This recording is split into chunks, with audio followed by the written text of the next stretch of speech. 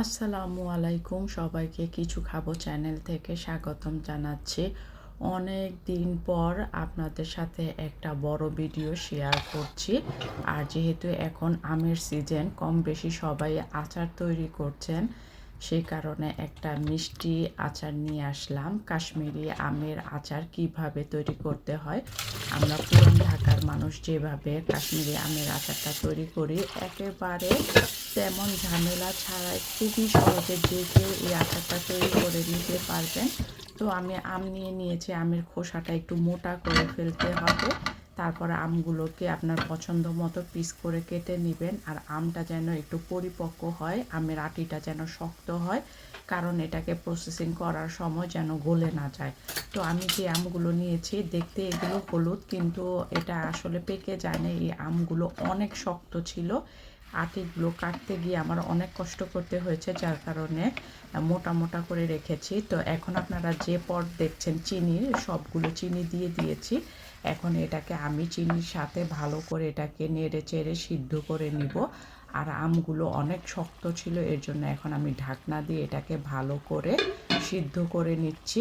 আর আমগুলোকে একটু পরপর নেড়ে চেড়ে দিবেন। এখন দেখেন চিনিগুলো সিদ্ধ হয়ে গলে গিয়ে আমের থেকেও প্রচুর পানি বের হয়েছে। এই পর্যায়ে ভয় পাওয়ার কোনো কারণ নেই। আপনারা সুন্দর করে ঢাকনা দিয়ে সুন্দর করে এটাকে রান্নার মতো করতে থাকবেন। আমার প্রায় এই আচারটা তৈরি করতে আধা ঘন্টার চেয়ে আধা ঘন্টা থেকে পৌনে 1 ঘন্টার মতো সময় লেগেছে। যখন দেখছি পানিটা মোটামুটি অর্ধেক হয়ে আসছে, সেই পর্যায়ে আমি কিছু আদাকে সুন্দর করে ডিজাইন করে নিয়েছি এবং সেই সাথে চিলি ফ্লেক্সটা দিয়ে দিয়েছি। আপনাদের কাছে যদি আস্ত শুকনা মরিচ থাকে, সেটা কেচির সাহায্যে সুন্দর করে কেটে নেবেন গোল গোল করে, এবং ভিতরের যে বিচি থাকে সেটা ফেলে দিবেন।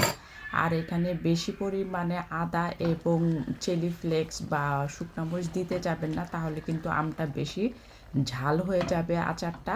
আর এই আচারটা কিন্তু ঝাল হলে খেতে ভালো লাগে না। এটা দিয়েছে জাস্ট একটা গ্রানের জন্য। আর এখনই আমের আচার থেকে, কাশ্মীরি আমের আচার যে একটা সুন্দর অ্যারোমা, সেটা কিন্তু বের হয়ে গিয়েছে, অনেক সুন্দর গ্রান আসছে। তো আমি এখন ঢাকনাটা তুলে দিয়ে পানিগুলোকে কমিয়ে নিচ্ছি। আর দেখেন এই পর্যায়ে পানিগুলো শুকিয়ে আসছে এবং এখন বাবেল উঠছে, এর মানে যে অতিরিক্ত পানি ছিল সেগুলো চলে গিয়েছে এবং চিনির যে শিরাটা ছিল সেটা আগের তুলনায় অনেক আঠালো হয়ে আসতেছে। তো একেবারে লাস্টে 5 মিনিট আগে আমি এখন ভিনেগার দিয়ে দিচ্ছি।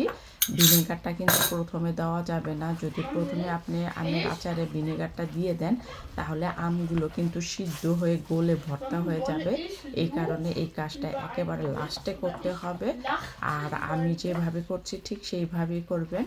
আর আমগুলো আমি প্রথমে ভালো করে কুক করেছি, চিনির রস শিরা সবগুলো কিন্তু আমের সাথে ভালোভাবে মিশে গেছে।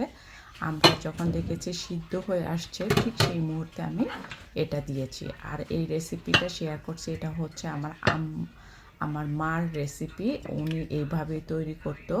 ইউটিউবে অনেকে অনেক রকম প্রসেসিং করে কাশ্মীরি আমের আচারটা করে, কিন্তু বিশ্বাস করেন, আপনারা যদি আমার এই রেসিপিটা ফলো করে কাশ্মীরি আমের আচারটা তৈরি করেন, তাহলে দেখবেন অনেক সহজে, খুবই ঝটপটভাবে আপনারা এই আচারটা তৈরি করতে পারবেন। প্রায় পৌনে 1 ঘন্টার মধ্যেই আমার এই আচারটা তৈরি হয়ে গিয়েছে। আর আম সংরক্ষণ করবেন সব সময় কাচের জারে বা কাচের বয়ামে বা কাচের এরকম বক্সে বা কন্টেনারে, তাহলে আমগুলো অনেক দিন পর্যন্ত ভালো থাকে। আর আমি এটা নর্মাল ফ্রিজে রেখে দিব, তাই আমাকে রোদে দেওয়ারও কোনো প্যারা নাই, ঝামেলা নাই।